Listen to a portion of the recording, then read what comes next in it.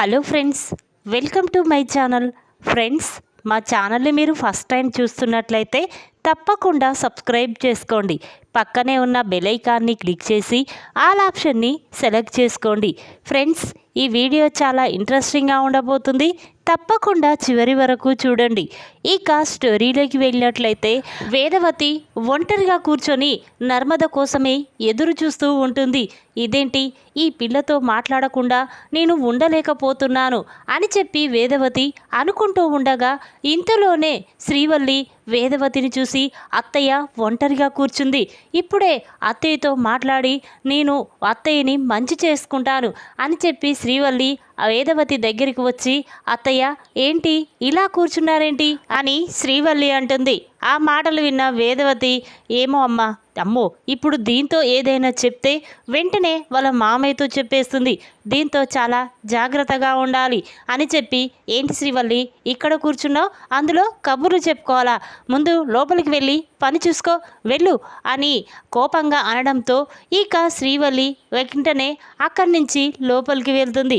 ఇక వేదవతి మాత్రం నర్మద కోసమే ఎదురు చూస్తూ ఉంటుంది. ఇదేంటి, ఈ పిల్ల ఇంకా ఇంటికి రాలేదు, 2 గంటలు కావాలి, కానీ అంతవరకు ఉండలేకపోతున్నా, తొందరగా ఇంటికి వచ్చేస్తే బాగుండు అని చెప్పి వేదవతి అనుకుంటూ ఉండగా ఇంతలోనే నర్మద ఇంటికి వస్తుంది.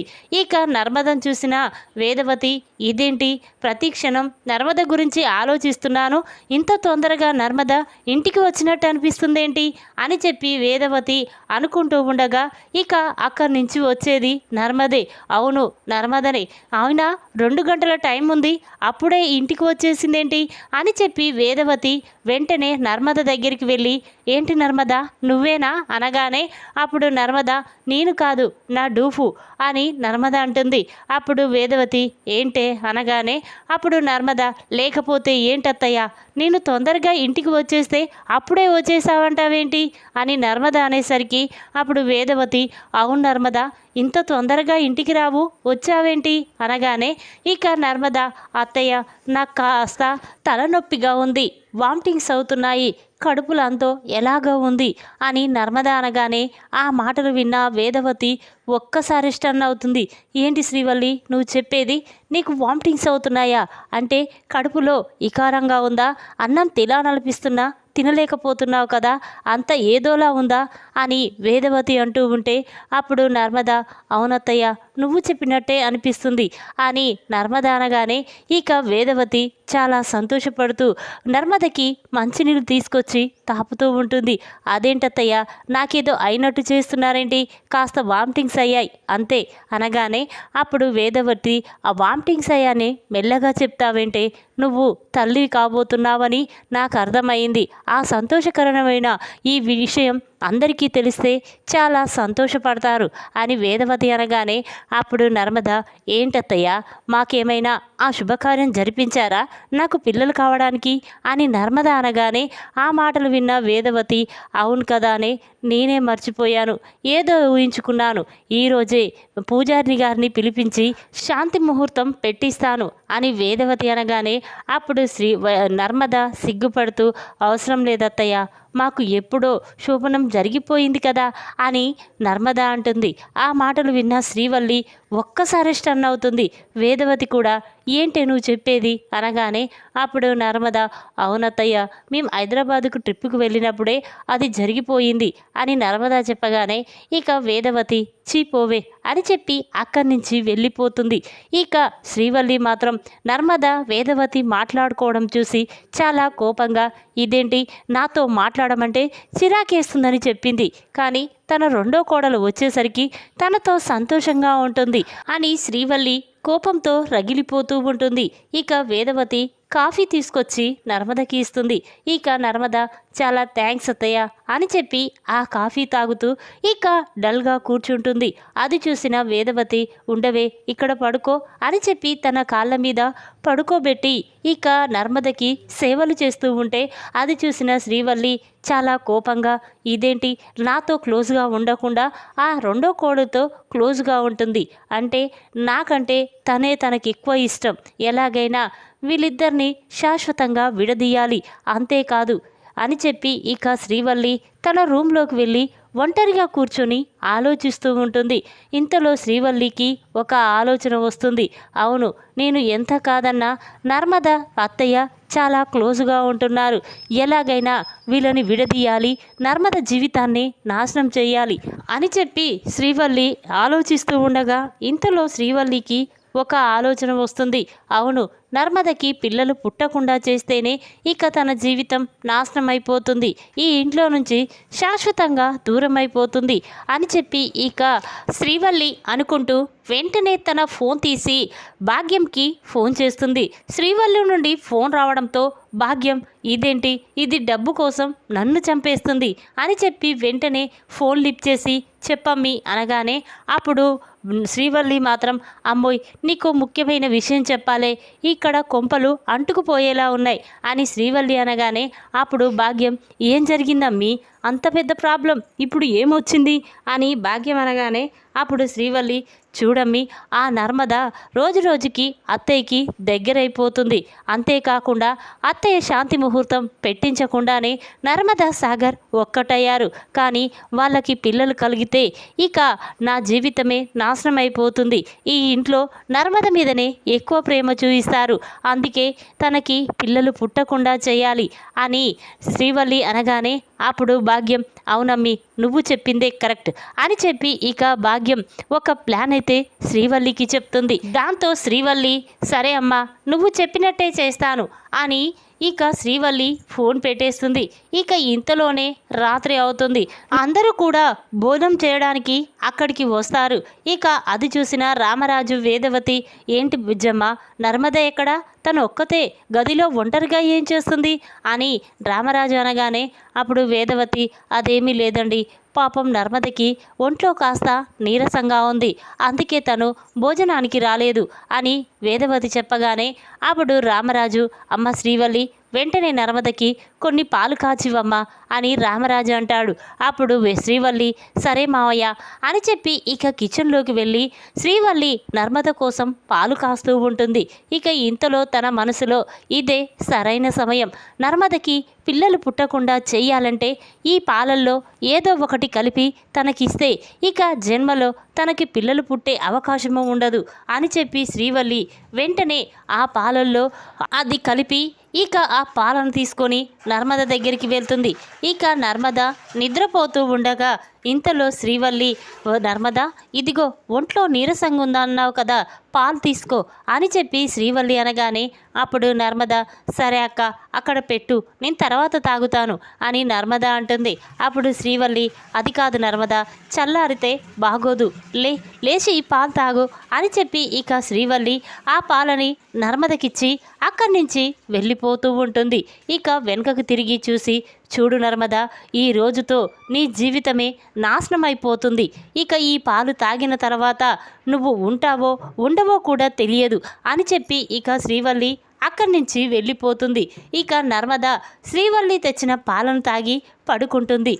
ఇక కాసేపటి తర్వాత నర్మదకి కడుపులో బాగా నొప్పిగా స్టార్ట్ అవ్వడంతో ఇదేంటి కడుపులో నొప్పిగా ఉందేంటి, అసలు నేను అన్నం కూడా తినలేదు కదా, ఇలా జరుగుతుందేంటి అని చెప్పి నర్మద అనుకుంటూ ఉండగా ఇంతలోనే నర్మదకి కడుపులో నొప్పి బాగా రావడంతో ఇక నర్మద అత్తయ్య చిన్న సాగర్ అని పిలుస్తూ ఉంటుంది. ఇక దాంతో అందరూ కూడా ఒక్కసారి అక్కడికి వచ్చి చూసేసరికి నర్మద కడుపు నొప్పితో బాధపడుతూ మెలకలు తిరుగుతూ ఉంటుంది. అది చూసిన వేదవతి ఏంటమ్మా నర్మద ఏం జరిగింది అనగానే అప్పుడు నర్మద అత్తయ్య కడుపులో బాగా నొప్పిగా ఉంది, ప్రాణం పోయినట్టు అనిపిస్తుంది అని నర్మద అనగానే ఆ మాటలు విన్న రామరాజు పద బుజ్జమ్మ వెంటనే నర్మదని హాస్పిటల్కి తీసుకువెళ్దాం అని చెప్పి ఇక అందరూ కూడా నర్మదని హాస్పిటల్కి తీసుకువెళ్తారు. ఇక అక్కడ సాగర్ డాక్టర్తో ప్లీజ్ డాక్టర్ నా భార్యని ఎలాగైనా బ్రతికించండి అని చెప్పి సాగర్ ప్రాధేయపడుతూ ఉంటే అప్పుడు డాక్టర్ చూడండి అంతా నేను చూసుకుంటాను కదా అని చెప్పి ఇక డాక్టర్ నర్మదని ఐసీయూలోకి తీసుకువెళ్ళి ట్రీట్మెంట్ చేస్తూ ఉంటాడు. ఇక అందరూ కూడా ఐసీయూ బయట ఉండి నర్మద గురించే ఆలోచిస్తూ బాధపడుతూ కన్నీళ్లు పెట్టుకుంటూ ఉంటారు. కాసేపటి తర్వాత డాక్టర్ బయటికి వస్తాడు. ఇక డాక్టర్ని చూసిన వేదవతి అందరూ కూడా డాక్టర్ దగ్గరికి వెళ్తారు. ఇక సాగర్, డాక్టర్ ఇప్పుడు నా భార్యకి ఎలా ఉంది, తన ప్రాణాలకి ఎటువంటి ప్రమాదం లేదు కదా అని సాగర్ అంటూ ఉంటే అప్పుడు డాక్టర్, చూడండి ఏం చెప్పాలో ఎలా చెప్పాలో నాకు అర్థం కావడం లేదు. చూడండి తను తాగిన పాలల్లో విషం కలిసింది. ఇక తనకి జన్మలో పిల్లలు పుట్టే అవకాశము లేదు. ఆ విషం వల్ల తన గర్భసంచి మొత్తం పాడైపోయింది. ఇక తనకు జన్మలో పిల్లలు పుట్టే అవకాశమే లేదు అని చెప్పి ఇక డాక్టర్ చెప్పగానే ఆ మాటలు విన్న అందరూ కూడా ఒక్కసారే స్టన్ అవుతారు. ఇక సాగర్ వెంటనే డాక్టర్ కాళ్ళ మీద పడి, డాక్టర్ ఎలాగైనా నా భార్యని బ్రతికించండి, పిల్లలు పుట్టేటట్టు చేయండి అని సాగర్ బ్రతిమిలాడుతూ ఉంటే అప్పుడు డాక్టర్, చూడు బాబు, నేను చేసేదల్లా చేశాను, ఇక తనకి పిల్లలు పుట్టే అవకాశమే లేదు అని చెప్పి డాక్టర్ అక్కడి నుంచి వెళ్ళిపోతాడు. ఇక అందరూ కూడా డాక్టర్ చెప్పిన మాటలు విని చాలా బాధపడుతూ ఉంటారు.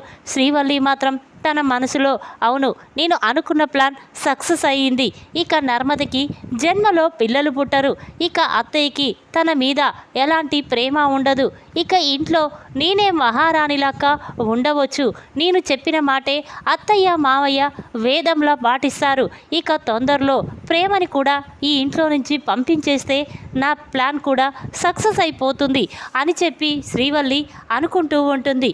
ఇంతలోనే సాగర్కి ఒక ఆలోచన వచ్చింది. అవును, పాలల్లో విషం కలపడం ఏంటి, అసలు ఎవరిచ్చారో ఆ పాలు, విషం ఎక్కడి నుంచి వచ్చింది అని చెప్పి సాగర్ అనుకుంటూ వెంటనే వేదవతితో, అమ్మ అసలు ఆ పాలు నర్మదకి ఎవరిచ్చారు అని సాగర్ అనగానే అప్పుడు వేదవతి, అదేంట్రా అలా మాట్లాడతావు, ఇంకెవరు, శ్రీవల్లే, నేనే కాస్త పాలు నర్మదకి ఇవ్వమని చెప్తే పాలు కాచిచ్చిందిరా అనగానే అప్పుడు సాగర్, అమ్మ డౌటే లేదు, శ్రీవల్లి వదినే పాలల్లో ఏదో కలిపి నర్మదకి ఇచ్చింది, ఆ విషం తాగడం వల్లే నా భార్యకి పిల్లలు పుట్టే అవకాశమే లేకుండా పోయింది అని సాగర్ అనగానే ఆ మాటలు విన్న శ్రీవల్లి ఒక్కసారి స్టన్ అవుతుంది. ఇక వెంటనే ఇదేంటి, ఇతనికి ఎలా తెలిసిపోయింది, నేను డౌట్ రాకుండానే చేశాను కదా అని శ్రీవల్లి అనుకుంటూ ఉండగా ఇంతలోనే సాగర్, పదమ్మ ఇప్పుడే నేను నిరూపిస్తాను అని చెప్పి సాగర్ కిచెన్లోకి వెళ్ళి అన్నీ వెతుకుతూ ఉంటాడు. అప్పుడు వేదవతి, ఏంట్రా అసలు నువ్వేం చేస్తున్నావో నీకైనా అర్థమవుతుందా, శ్రీవల్లి నర్మదకి విషం ఇవ్వడమేంట్రా అని వేదవతి అనగానే అప్పుడే సాగర్, ఉండమ్మా నేను చెప్తాను కదా అని చెప్పి ఇక సాగర్ వెతుకుతూ ఉండగా పక్కనే ఒక ఖాళీ డబ్బా కనిపిస్తుంది. అది చూసిన సాగర్, ఇదిగో అమ్మా, ఈ డబ్బాలో ఉన్నదే నర్మదకి పాలల్లో కలిపి వదిన తన చేతులతోనే ఇచ్చింది, మాకు పిల్లలు పుట్టకుండా చేయాలనే వదిన ప్లాన్ అని చెప్పి ఇక సాగర్ అనగానే ఆ మాటలు విన్న వేదవతి ఒక్కసారి స్టన్ అవుతుంది. ఇక వెంటనే, నిజమా శ్రీవల్లి, నిజం చెప్పు అని అంటూ ఉంటే అప్పుడు శ్రీవల్లి, లేదత్తయ్య, కావాలనే సాగర్ ఇదంతా చేస్తున్నాడు, అయినా నేను అలా ఎందుకు చేస్తాను చెప్పు అని శ్రీవల్లి అనుకుంటూ ఉండగా ఇంతలోనే ధీరజ్, అమ్మ అవన్నీ వద్దు, సీసీ కెమెరా ఓపెన్ చేసి చూస్తే అన్నీ తెలుస్తుంది కదా అని చెప్పి ధీరజ్ అనగానే ఆ మాటలు విన్న శ్రీవల్లి ఒక్కసారి స్టన్ అవుతుంది. అంటే ఇంట్లో సీసీ కెమెరా కూడా ఉందా, అది నేను చూసుకోకుండా ఇలా చేశానే, ఇప్పుడు సీసీ కెమెరా ఓపెన్ చేస్తే నా నిజ స్వరూపం మొత్తం తెలిసిపోతుంది అని చెప్పి శ్రీవల్లి అనుకుంటూ ఉంటుంది.